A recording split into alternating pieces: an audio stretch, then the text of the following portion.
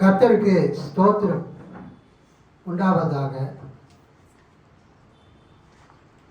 திருத்துவ பண்டிகைக்கு பின்பு வரக்கூடிய இந்த 9வது ஞாயிற்றுக்கிழமையில்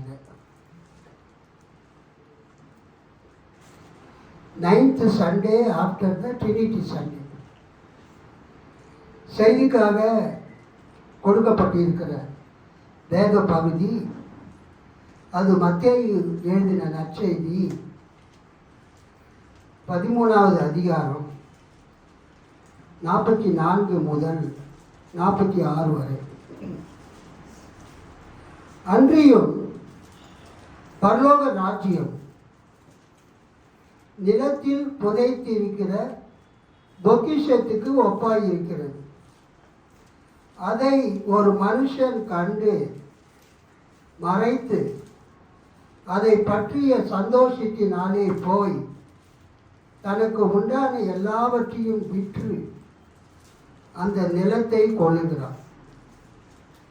மேலும் பரலோக ராஜ்யம் நல்ல முத்துக்களை தேடுகிற வியாபாரிக்கு ஒப்பாயிருக்கிறது. அவன் விலை உயர்ந்த ஒரு முத்தை கண்டு போய் தனக்கு உண்டான எல்லாவற்றையும் விற்று அதை கொள்ளுகிறான். அல்லேலூயா. கண்களை மூடி நாம் ஜெபிப்போம். மகா கிருபையும் இரக்கமும் மிகுந்த பரம தந்தையே, உமது அன்பின் குமாரனும் எங்கள் ஆண்டவரும் இரட்சகருமாகிய இயேசு கிறிஸ்துவின் திருப்பெயரால் உம்மை நோக்கி ஜெபிக்கிறோம். இந்த நாளிலே நீர் எங்களோடு பேசுவீராக. இயேசுவின் நாமத்தில் பிதாவே, ஆமென். கர்த்தருக்கு ஸ்தோத்திரம் உண்டாவதாக. பீட்டர் பெர்சிவல் என்கிற ஒருவர் நமது பரிசுத்த வேதாகமத்தை அவர் மொழிபெயர்த்தார். அவருடைய மொழிபெயர்ப்பில் இந்த வசனத்தை அவர் எப்படி மொழிபெயர்த்திருக்கிறார்? 13:44 முதல் 46 மத்தேயு. அன்றியும் பரம ராஜ்யம் வயலில் புதைக்கப்பட்ட பொக்கிஷத்துக்கு ஒப்பாய் இருக்கின்றது. அதை ஒரு மனுஷன் கண்டு மறைத்து பின்பு அதை பற்றிய சந்தோஷத்தினால் போய் தனக்கு உள்ள யாவையும் விற்று அந்த வயலை கொள்ளுகிறான். அன்றியும் பரம ராஜ்யம் நல்ல முத்துக்களை தேடி ஒரு ஆணி முத்தை கண்டு போய் தனக்கு உள்ள யாவையும் விற்று அதை கொள்ளுகிற வியாபாரிக்கு ஒப்பாயிருக்கின்றது. அல்லேலூயா. நம்ம பைபிளில் பரலோக ராஜ்யம்னு இருக்குது. பீட்டர் பெர்சிவல் பண்ண மொழிபெயர்ப்பில் பரம ராஜ்யம் அப்படின்னு இருக்கு. ஆங்கிலத்தில் கிங்டம் ஆஃப் காட், ஆங்கிலத்தில் kingdom of God, the reign of God, the rule of God, the sovereign rule of God, கடவுளுடைய ஆளுகை. கர்த்தருக்கு ஸ்தோத்திரம். மத்தேயு சுவிசேஷத்தில் 13ஆம் அதிகாரம் மிகவும் ஒரு மையத்தில் இருக்கிறது.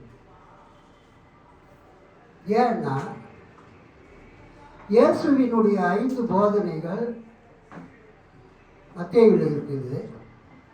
5 blocks of teachings of Jesus. இயேசுவினுடைய 5 போதனைகள். அதில் நடுவில் வரக்கூடிய அந்த போதனை தான் மத்தேயு 13வது அதிகாரம். அல்லேலூயா. கர்த்தருக்கு ஸ்தோத்திரம்.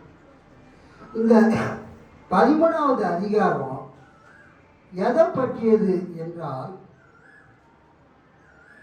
தேவனுடைய ராஜ்யத்தை பற்றியது. இயேசு சொன்ன இந்த ஓமைகள் 13ஆம் அதிகாரத்தில் 7 ஓமைகள் இருக்கிறது.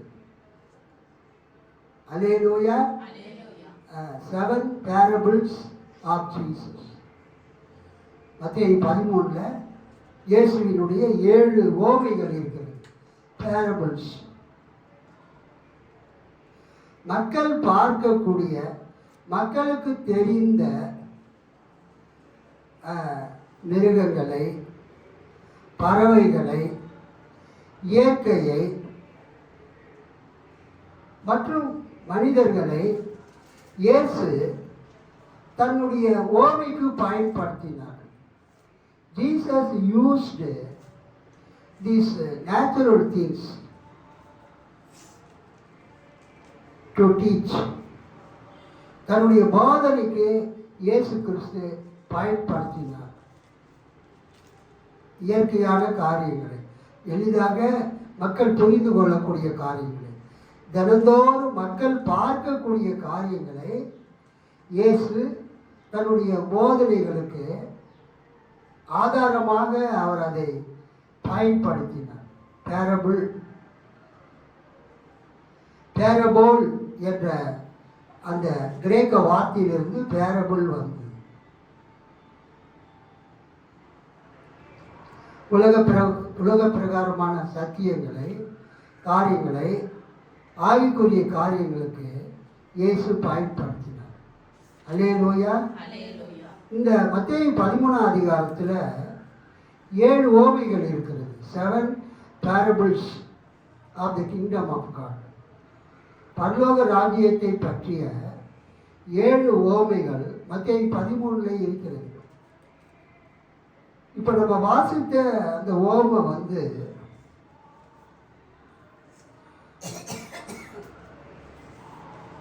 5வது 6வது ஓமை. அதுக்கு முன்னால் ஏற்கனவே 4 ஓமையை இயேசு சொல்லிவிட்டார். இது முடிஞ்ச பிறகு 47லிருந்து நீங்கள் பார்த்தீங்கன்னா அது என்னன்னா, கடலிலே ஒரு வலையை போட்டு சகல விதமான மீன்களையும் வாரிக்கொள்ளக்கூடிய ஒரு ஓமையாக இருக்கிறது. அல்லேலூயா. கர்த்தருக்கு ஸ்தோத்திரம். இந்த இயேசு சொன்ன இந்த ஓமையில் இந்த 5வது ஓமை, 6வது ஓமை ஒரு தனி ஆளை பற்றி இயேசு சொல்றார். அல்லேலூயா. விதைக்கிற ஓமை கூட ஒரு தனி ஆள் தான். அதே மாதிரி இந்த 44, 45, 46 வசனத்தில் இயேசு சொல்ற ஓமை ஒரு தனி ஆளை பற்றியது. about an individual, a parable about an individual. இயேசு கிறிஸ்து வாழ்ந்த காலத்தில், புதிய ஏற்பாட்டு காலத்தில் அடிக்கடி ஒரு நாடும் இன்னொரு நாடும் சண்டை போட்டுக்கொள்ளும். அப்போ ஒரு நாட்டில் குடியிருக்கிறவங்க திடீர்னு எதிரிகள் தங்கள் நாட்டின் மீது சண்டை போட வரும்போது அப்போ அவங்க என்ன பண்ணுவாங்க, தங்கள் வீட்டுக்கு பின்னால் ஒரு மரத்தடியில் அல்லது ஒரு பர்டிகுலர் பிளேஸில் ஒரு பள்ளத்தை தோண்டி, ஒரு குழியை தோண்டி தங்களுடைய நகைகள், தங்கம், வெள்ளி நகைகளை, பணத்தை நல்லா பத்திரப்படுத்தி புதைச்சி வச்சுக்கணும். அல்லேலூயா. ஏன்னு சொன்னால் அவங்களால அதெல்லாம் தூக்கிட்டு போக முடியாது. அதனால் இப்போ எதிரி வராங்க, எதிரி சண்டை போட்டு போயிடுவாங்க. அதன் பிறகு நம்ம புதைச்சி வச்ச நம்ம அந்த பொக்கிஷத்தை எடுத்துக்கொள்ளலாம், நகைகளை எடுத்துக்கொள்ளலாம், பணத்தை எடுத்துக்கொள்ளலாம் என்று யூஸ்வலாக அந்த காலத்தில், அங்கே பாலஸ்தீனாவில் மட்டும் இல்லை, உலகத்தில் பல பகுதியில் ஒரு ஆபத்து வரும்போது, ஒரு சண்டை வரும்போது, ஒரு யுத்தம் வரும்போது அவங்க என்ன பண்ணுவாங்க, பள்ளம் தோண்டி ஒரு குழி தோண்டி அதில் புதைச்சிட்டு மூடிட்டு போயிடுவாங்க. அப்புறம் போனவங்க சண்டையெல்லாம் முடிஞ்ச பிறகு திரும்ப வந்து எங்கே புதைச்சாங்களோ அங்கே என்ன பண்ணுவாங்க, தோண்டி எடுத்துக்குவாங்க. சப்போஸ் இது மாதிரி நிகழ்ச்சி நடக்கும்போது அந்த தங்கம் வெள்ளி அந்த பொக்கிஷத்தை எல்லாம் ஒரு புதைச்சிட்டு போகிறவங்க சப்போஸ் சண்டையில் செத்துட்டாங்க, யுத்தத்தில் செத்துட்டாங்க, அவங்க புதைச்சது அவங்களுக்கு மட்டும்தான் தெரியும். ஒருவேளை அந்த ஆளும் அந்த வீட்டுக்காரரும் அவங்க மனைவி அவங்க பிள்ளைகளுக்கு மட்டும்தான் தெரியும். ஒரு மரத்தடியில் எங்கேயாவது புதைச்சிருப்பாங்க. அந்த குடும்பமே அந்த சண்டையில் அழிந்து விட்டால் அவங்க புதைச்சதை யாருமே தெரியாததுனால அப்படியே மறைந்து போயிடும். ஸோ இப்படிப்பட்ட பல நிகழ்ச்சிகள் அந்த பாலஸ்தீன தேசத்தில் நடந்தது. இப்படி இருக்கும்போது ஒருத்தர் ஒரு வயலில் போய் வேலை செய்கிறார். வேலை செய்யும்போது இந்த கடப்பாறையோ மண்வெட்டியோ அவர் கொத்தும்போது டங்கு ஒரு சவுண்டு வரும். அவர் புரிஞ்சுக்கிட்டார், இங்கே ஏதோ புதையில் இருக்குது. சுற்றி முற்றி பார்க்குறாரு, யாரும் இல்லை. உடனே அது தோண்டி பார்த்தா ஃபுல்லாக தங்க காசுகள், தங்க நகைகள், எல்லா வைரங்கள் எல்லாமே அந்த புதையலில் இருக்குது. அப்போ அவர் என்ன பண்ணுறாரு, திரும்ப அப்படியே எல்லாத்தையும் மூடிட்டு மண்ணு போட்டு மூடிட்டு மற்ற வேலையை முடிச்சுட்டு வீட்டுக்கு வந்துடுறார். அவருக்கு தூக்கமே வரல. ஏன்? எத்தனை வருஷம் வேலை செஞ்சாலும் அவ்வளோ தங்கம் வெள்ளி வைரம் நகைகள் பணங்கள் தங்க காசுகள் எல்லாம் அந்த பாத்திரத்தில் இருக்குது, புதையல் இருக்குது, புதைக்கப்பட்டு இருக்கிறது மண்ணில். யார் புதைச்சாங்களோ தெரியல. அதனால அவர் என்ன தீர்மானம் பண்ணுறாரு, தனக்கு இருக்கிற எல்லா சொத்துக்களையும் அவர் விற்றுட்டு அந்த ஓனர்கிட்ட போய் பேசுகிறார். ஐயா, இந்த இடத்துல நான் வேலை செஞ்சேன், எனக்கும் சொந்த வீடு சொந்த நிலம் எதுவுமே இல்லை, இந்த இடத்த கொடுத்தீங்கன்னா நான் வாங்கிக்கிறேன் ஐயா, விவசாயம் பண்ணி பழிச்சுக்குவேன்னு சொல்கிறார். உடனே அந்த எஜமானி என்ன பண்ணுறாரு, சரி இந்த இடத்த நீ வாங்கிக்கோன்னு சொல்கிறார். ஆனால் அவன் எதுக்காக வாங்குறான்னு அந்த எஜமானுக்கு தெரியாது, நிலத்து உரிமையாளருக்கு தெரியாது. ஆனால் இவனுக்கு தெரியும், ஏன்னா அவன் பிரித்து பார்த்துட்டான். அந்த வேலை செய்கிற இடத்துல யாருமே இல்லை அந்த வயல் காட்டில். அப்போ அவன் என்ன பண்ணுறான்னா 44 அன்றியும் பரலோக ராஜ்யம், நம்ம பீட்டர் பெர்சுவேலுடைய மொழிபெயர்ப்பில் அன்றியும் பரம ராஜ்யம், அல்லேலூயா, வயலில் புதைக்கப்பட்ட பொக்கிஷத்துக்கு ஒப்பாய் இருக்கிறது. வயலில் ஒரு நிலத்தில் புதைத்து இருக்கிற பொக்கிஷத்துக்கு ஒப்பாய் இருக்கிறது. அதை ஒரு மனுஷன் கண்டு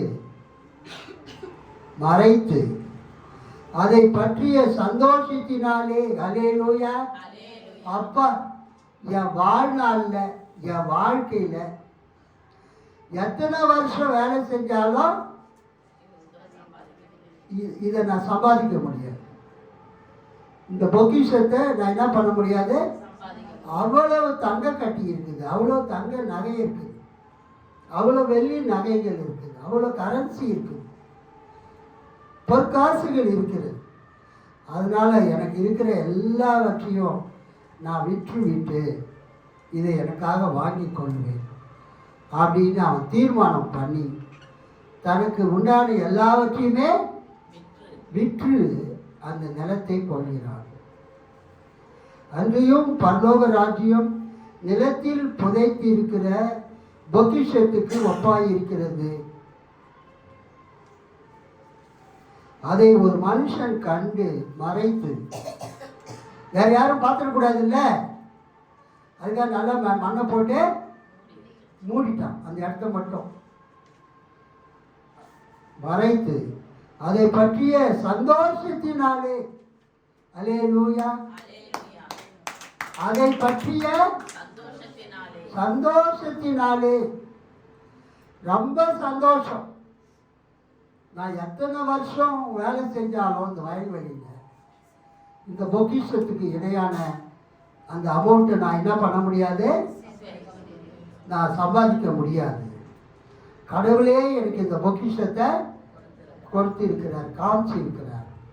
இதை எப்படியாவது இந்த நிலத்தை வாங்கிட்டு இந்த பொக்கிஷத்தை எனக்கு சொந்தமாக்கி கொள்ள வேண்டும்.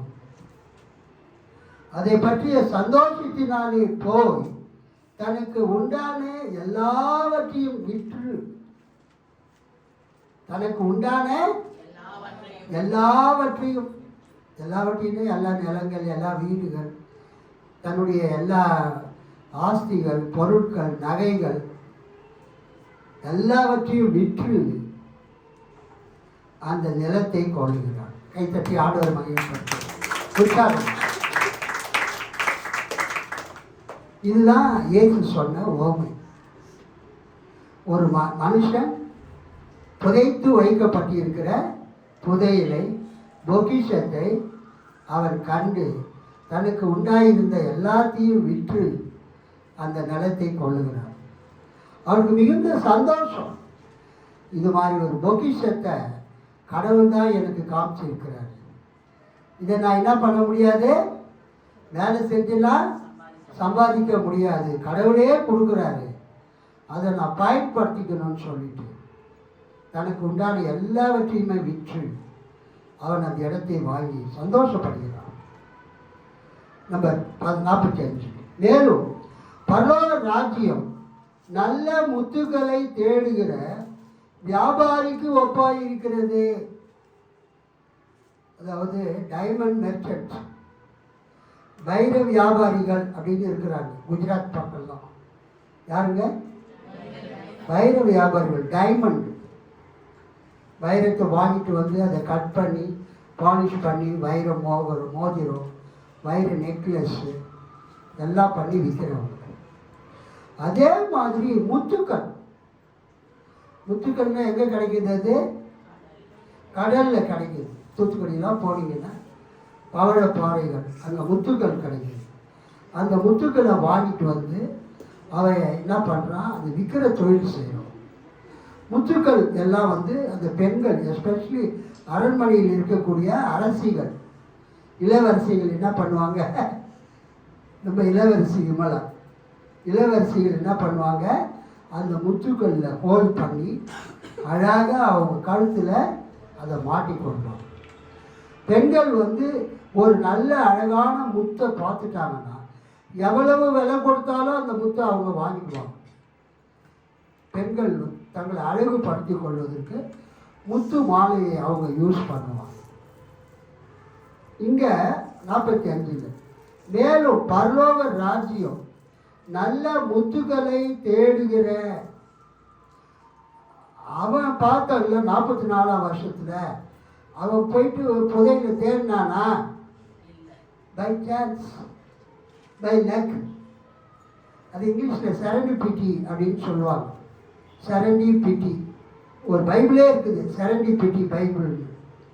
அதாவது நீங்கள் தேடாமலேயே உங்களுக்கு கிடைக்கக்கூடிய சில விளக்கங்கள். serendipity, chance of finding some important truths in the Bible. அது மாதிரி அவன் வந்து அந்த பொக்கிஷத்தை பார்த்தவன், நிலத்தில் புதைத்து இருக்கிற பொக்கிஷத்தை பார்த்தவன், அவன் எதுவும் தேடல, வேலை செஞ்சுட்டு இருந்தான். எதேச்சியாக அவங்க கண்டுபிடிச்சான். ஆனால் இங்கே 45 பார்க்குறோம், இந்த முத்து வியாபாரி அவர் தேடிட்டு போவார். அல்லேலூயா. பல ஊர்களுக்கும் போவார். முத்து வியாபாரி, பேல் மெர்ச்சன்ட். மேலும் பரலோக ராஜ்யம் நல்ல முத்துக்களை தேடுகிற வியாபாரிக்கு ஒப்பாக இருக்கிறது. நல்ல முத்துக்களை தேடுகிற வியாபாரிக்கே ஒப்பாக இருக்கிறது. அவன் வந்து 44ஆம் வசனத்தில் அவன் தேடிட்டுலாம் போகலை. யதார்த்தமாக பை லக், அதிர்ஷ்டமாக அவருக்கு கிடைச்சது. ஆனால் இந்த 45ஆம் வசனத்தில் முத்து வியாபாரி பரலோக ராஜ்யம் நல்ல முத்துக்களை தேடுகிற வியாபாரிக்கு ஒப்பாயிருக்கிறது. ஹல்லேலூயா.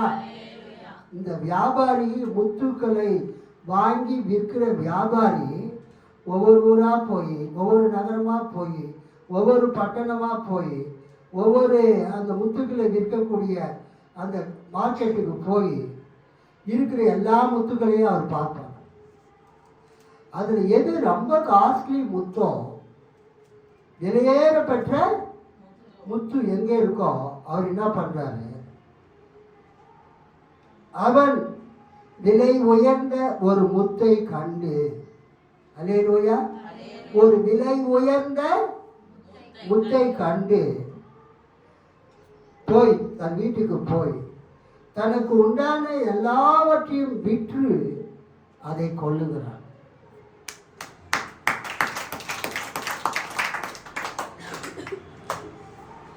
ஒருத்தன் ஒரு புதையில பாத்திரம், ஒரு பொக்கிஷம் நிலத்திலே புதைத்து வைக்கப்பட்டிருக்கிறதை பார்க்கிறான். அது எதேர்ச்சியா அவன் பார்க்கிறான். வேலை செஞ்சுட்டு இருக்கும்போது கடவுளே அவனுக்கு அதை காமிச்சார். உடனே அவன் என்ன பண்ணுறான், வீட்டுக்கு போய் சந்தோஷத்தோடு வீட்டுக்கு போய் தனக்கு உண்டான எல்லாவற்றையும் விற்று அந்த நிலத்தை வாங்குகிறான். அவன் என்ன நினைக்கிறான், இந்த நிலத்தில் இங்கே மட்டும்தான் புதையில் இருக்கும் கிடையாது. இந்த நிலத்தில் எங்கே வேணாலும் பல இடத்துல கூட புதையில மக்கள் புதைச்சி வச்சிருக்கலாம். அதனால எனக்கு இது ஒரு பெரிய பிளஸ்ஸிங்கு அப்படின்ட்டு அந்த நிலத்தை வாங்கி அந்த புதையிலை அந்த பொக்கிஷத்தை தனக்கு சொந்தமாக்கி கொள்கிறார். அதே மாதிரி இந்த முத்தை தேடுகிற அந்த முத்து வியாபாரி அவன் எப்படிப்பட்டவன், எதேர்ச்சியாக அவன் போகலை, முத்துக்களை தேடுகிறான். ஒவ்வொரு ஊராக போகிறான். ஒரு பரலோகராஜ்யம் நல்ல முத்துக்களை தேடுகிற, he was searching for a priceless pearl, விலை உயர்ந்த முத்தை தேடி செல்லுகிறான். அப்போ அங்கே ஒரு முத்தை பார்க்குறான். அவன் விலை உயர்ந்த ஒரு முத்தை கண்டு போய் தனக்கு உண்டான எல்லாவற்றையும் விற்று அதை கொள்ளுகிறான். இங்க என்ன நம்ம பார்க்கிறோம், இன்னைக்கு ஆண்டவர் நமக்கு என்ன சொல்ல வருகிறார். இந்த ஞாயிற்றுக்கிழமை ஆராதனை நேரத்தில் அவருடைய ஆலயத்துக்கு வந்திருக்கிற உங்களுக்கும் எனக்கும் ஆண்டவர் என்ன சொல்ல வருகிறார். முதல் காரியம், இந்த உலகத்தில் நம்ம வாழும் பொழுது நம்ம நிறைய காரியத்தை பார்க்கணும். நிறைய காரியத்தை குறித்து காதால கேட்குறோம், நிறைய காரியத்தை பார்க்குறோம், நிறைய காரியத்தை படிக்கிறோம். அல்லேலூயா. நியூஸ் பேப்பரில் பத்திரிகைகளில் படிக்கிறோம், கேட்குறோம், டிவியில் பார்க்குறோம். ஆனால் அப்படி பார்த்துட்டு இருக்கும்போது படிக்கும்போது நம்ம விரும்பக்கூடிய சில காரியம் நம்ம எதுக்கு வரும், நம்ம விரும்பக்கூடிய சில காரியம் நம்ம எதிர்க்க வரும். அப்போ நீங்கள் சொல்லுவீங்க, இதைத்தான் நான் தேடிட்டு இருந்தேன் இத்தனை நாள். அந்த அனுபவம் இருக்கா உங்களுக்கு?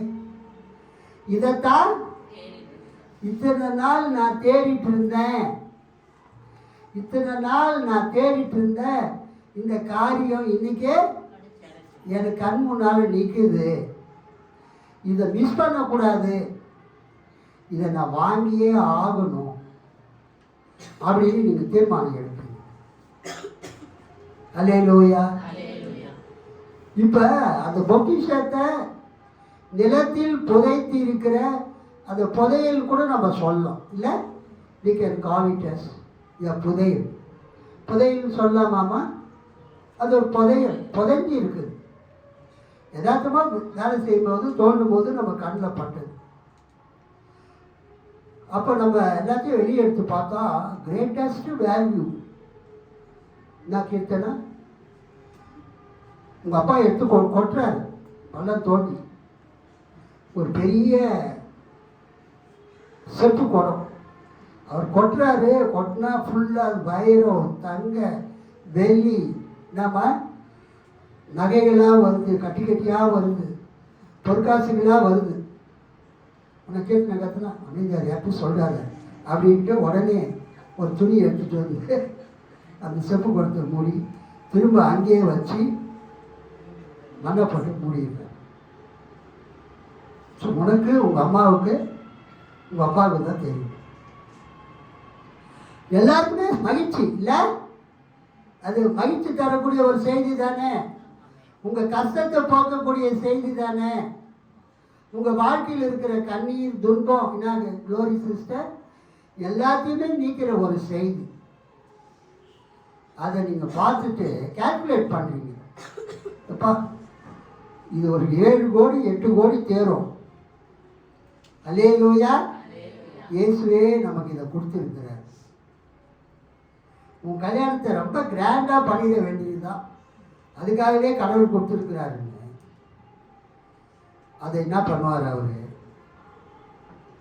தனக்கு உண்டான அதை மறைத்து, அதை பற்றிய சந்தோஷத்தினால் போய் மறைத்து, அதை பற்றிய சந்தோஷத்தினாலே போய் தனக்கு உண்டான எல்லாவற்றையும் விற்று அந்த நிலத்தை கொள்ளுகிறார். சரியான மதிப்பீடு. ஏதோ ஒரு பானையில் ஏதோ பழைய காலத்து நகைகள் இருக்குது அப்படின்னு அவர் சொல்லலை. நீங்கள் என்ன பண்ணுறீங்க? கணக்கு பண்ணுறீங்க. உள்ள என்ன இருக்குது, எவ்வளோ வேல்யூ அப்படின்னு நீங்கள் கணக்கு பண்ணிங்கன்னா அது கணக்கே கிடையாது. கோடி கோடியாக போகுது அந்த அமௌண்ட்டு. ஃபஸ்ட்டு நீங்கள் என்ன பண்ணுறீங்கன்னா சரியான மதிப்பீடு. அந்த புதையல் அல்லது அங்கு புதைத்து வைக்கப்பட்டிருக்கிற அந்த பானையில் இருக்கக்கூடிய பொக்கிஷங்களை நீங்கள் என்ன பண்ணுறீங்க? மதிப்பீடு செய்கிறீங்க. மதிப்பீடு செய்த பிறகு என்ன நடக்குதுன்னா உங்களுக்கு ஒரு ஐடியா வந்துருக்கு. நமக்கு கிடைச்ச இந்த சொத்தினுடைய மதிப்பு என்னது? பல கோடிகள். இதை நம்ம வேலை செஞ்சுலாம் சம்பாதிக்க முடியாது. கர்த்தரே நமக்கு கொடுத்துருக்கிறார். ஆகவே நாம் என்ன செய்ய வேண்டும்? இந்த இடத்தை ஃபஸ்ட்டு வாங்கணும்னு சொல்லி அந்த இடத்தை நீங்கள் வாங்குறீங்க. வாங்கின பிறகு அந்த நிலம் உங்களுக்கு சொந்தமாகி விட்டது. அதன் பிறகு ஒரு நாள் நைட்டு பொழுது போன பிறகு பௌர்ணமா சிஸ்டர், கீர்த்தனா அவங்களாம் போய் அந்த குடத்தை எடுத்து க்ளீன் பண்ணி வீட்டுக்கு எடுத்துகிட்டு வந்து அவங்க ஆண்டவருக்கு ஸ்தோத்திரம் பண்ணுறாங்க, ஜெபம் பண்ணுறாங்க, நன்றி செலுத்துகிறாங்க. இது ஒரு இயற்கையாக எதேச்சையாக கடவுள் கொடுக்கக்கூடிய ஒரு ஆசீர்வாதம். ஆனால் அந்த 2வது கேஸ் முத்து வியாபாரி, அவர் ஒவ்வொரு ஊராக போகிறவர். ஒவ்வொரு ஊராக போயிட்டு அந்த முத்துக்கள் விற்கிற கடையை பார்க்கும்போது ஒரே ஒரு முத்து, நல்ல முத்து, அவர் சந்தோஷத்தோடு வீட்டுக்கு வந்து தனக்கு உண்டான எல்லாவற்றையும் விற்று அந்த முத்தை வாங்கினார். ஸோ இந்த 2 சம்பவத்திலையும் ஒரே கருத்து தான். புதைக்கப்பட்ட ஒரு புதையலாக இருந்தாலும், பொக்கிஷமாக இருந்தாலும், விலை உயர்ந்த முத்தாக இருந்தாலும், முதலாவது அதை வாங்குறவன் என்ன செய்கிறான்? மதிப்பீடு, சரியான மதிப்பீடு. அதை இவாலுவேட் பண்ணுறாங்க. அதுக்கு வேல்யூ என்ன இருக்கும்? அந்த பொக்கிஷத்தினுடைய வேல்யூ, மதிப்பு என்ன இருக்கும்? அந்த முத்தினுடைய வேல்யூ என்ன இருக்குன்னு அவங்க மதிப்பு பார்த்துட்டு அதை அவங்க வாங்குறாங்க. இன்னைக்கு ஆண்டவர் உங்களையும் என்னையும் அவருடைய ராஜ்யத்துக்கு அழைத்து இருக்கிறார். அல்லேலூயா. ஆண்டவர் உங்களையும் என்னையும் அவருடைய ராஜ்யத்துக்கு அழைத்து இருக்கிறார். அவருடைய சபைக்கு அழைத்து இருக்கிறார். இப்போ அவருடைய சபைக்கு நாம் வரும்போது ஆண்டவரே நமக்கு விலை மதிப்பற்ற பொக்கிஷமாக இருக்கிறார். கை தட்டுங்க. இயேசுவே நமக்கு என்னவா இருக்கிறாரு? விலை மதிப்பற்ற பொக்கிஷமாக இருக்கிறார். ஆண்டவர் தான் நமக்கு புதையலா இருக்கிறார். இரண்டாவது, ஆண்டவரே நமக்கு விலை மதிப்பற்ற முத்தாக இருக்கிறார். அல்லேலூயா. சோ இன்னைக்கு அந்த புதையல் எதை காண்பிக்கிறது? அந்த முத்து எதை காண்பிக்கிறது? இயேசுவை காண்பிக்கிறது. இயேசு போதும் நமக்கு. ஒரு மனிதனுக்கு மிக முக்கியமானது யாரு? இயேசு. இயேசுவை ஆண்டவராக இரட்சகராக ஒரு மனிதன் கண்டுபிடித்து விட்டால் அவன் இந்த உலகத்துல அவனுக்கு வேண்டியதெல்லாம் இயேசு தான். இயேசு போதும். உங்கள் வாழ்வினுடைய அனைத்து தேவைகளையும் இயேசுவே சந்திப்பார். அப்ப பாருங்க, அவன் என்ன பண்றான்? அந்த பொக்கிஷத்தை பார்த்த உடனே, அந்த விலை உயர்ந்த முத்தை பார்த்த உடனே தனக்குள்ள எல்லாவற்றையும் போய் வித்துட்டு வரான். அதுக்கு என்ன அர்த்தம்? அது வரைக்கும் அவன் வாழ்க்கையில் எதெல்லாம் முக்கியமா இருந்ததோ அதையெல்லாம் விட்டு விட்டு புதிதாக பார்த்த இயேசுவை, ஆண்டவருடைய சபையை, அல்லேலூயா, அவன் முக்கியம் என்று எண்ணி மற்ற எல்லாவற்றையும் விட்டுவிட்டு இயேசுவை ஏற்றுக்கொள்கிறார். அல்லேலூயா, அல்லேலூயா. ஸோ நீங்கள் பொக்கிஷமாகிய, மண்ணில் புதைக்கப்பட்டிருக்கிற பொக்கிஷமாகிய இயேசுவை கண்டுபிடித்தால், விலை உயர்ந்த முத்து அந்த கடையில் இருந்தால் அது யாருக்கு அடையாளம்? இயேசுவுக்கு அடையாளம். இந்த வாழ்க்கையில் நம்ம யாரை வாங்கணும்? இயேசுவை வாங்கணும். இயேசுவை ஏற்றுக்கொள்ள வேண்டும். அல்லேலூயா. இயேசு உங்கள் வாழ்க்கையில் வந்துவிட்டால் உங்களுடைய அனைத்து தேவைகளும் சந்திக்கப்படும். அல்லேலூயா, அல்லேலூயா. சரியான மதிப்பீடு, உண்மையான மதிப்பை அவர் கண்டார். ரெண்டாவது, அவங்க ரெண்டு பேருமே என்ன பண்றாங்க? ஒரு தீர்மானம் எடுக்கிறாங்க. 44ஆம் வசனத்துல, அதை ஒரு மனுஷன் கண்டு மறைத்து அதை பற்றிய சந்தோஷத்தினாலே போய் தனக்கு உண்டான எல்லாவற்றையும் விற்று அந்த நிலத்தை கொள்ளுகிறான். அவன் விலையுயர்ந்த ஒரு முத்தை கண்டு போய் தனக்கு உண்டான எல்லாவற்றையும் விற்று அதை கொள்ளுகிறான். அவன் அந்த ரெண்டு பேரும் என்ன பண்றாங்க? அதுக்கு முன்னால அவங்க எதையோ நேசித்து இருப்பாங்க. அந்த பொக்கிஷத்தை பார்க்கறதுக்கு முன்னால எதையோ அவங்க நேசித்து இருப்பாங்க, முக்கியம்னு சொல்லியிருப்பாங்க. ஆனால் இந்த புதையலையும் இந்த முத்தையும் அவங்க பார்த்த பிறகு அது வரைக்கும் எவைகளெல்லாம் முக்கியம் என்று அவர்கள் நினைத்து இருந்தார்களோ அதையெல்லாம் தூக்கி போட்டு இந்த புதையலையும் புதைத்து வைத்திருக்கிற பொக்கிஷத்தையும் இந்த முத்தையும் அவங்க விலை கொடுத்து வாங்கினாங்க.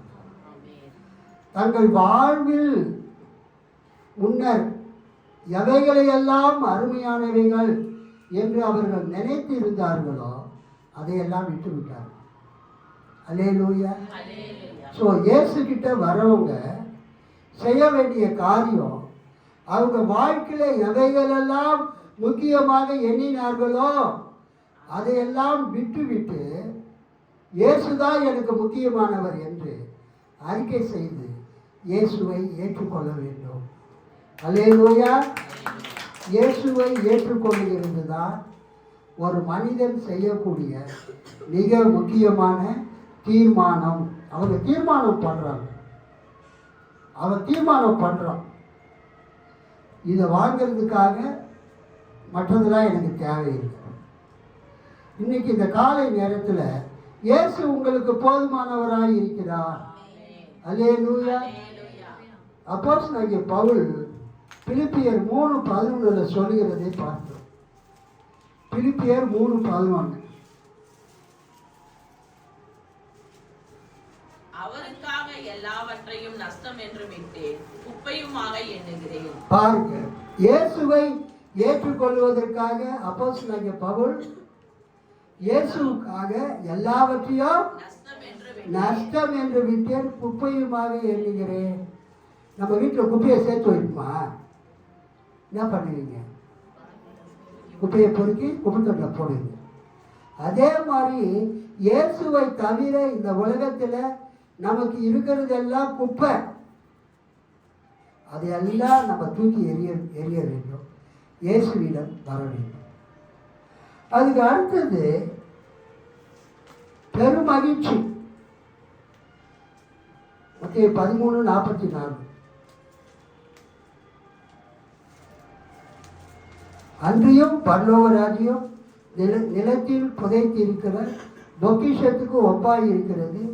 அதை ஒரு மனுஷன் கண்டு மறைத்து அதை பற்றிய சொல்லுங்க, அதை பற்றிய சந்தோஷத்தினாலே போய் தனக்கு உண்டான எல்லாவற்றையும் விற்று அந்த நிலத்தை கொள்ளுகிறான்.